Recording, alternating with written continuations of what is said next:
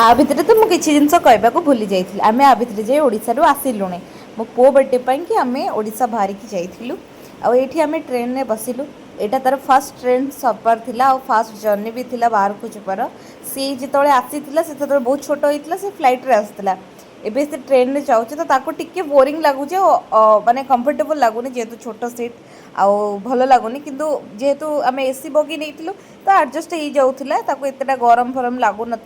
फिर भी ताको कंफर्टेबल फील होना आम 3टा सीट बुक करूँ कि गोटे सीट दरकार होता मो बहुत हैरान होती केवल तापाई देखो से केमती मुँह सुखई पड़ी कहीं जगह मिलूनी खेलवा मिलूनी आते लोक देखी से कन्फ्यूज हो जाऊँगी मुझे जाऊँगी कुआड़े एबे आम खाइबा आसीगला आ खाइबा बहुत गंदा थिला बहुत क्वांटिटी कम थिला कहीं मुझे जानी मुझे एथर सफर करी ट्रेन में किंतु बहुत भल खाइबा आसे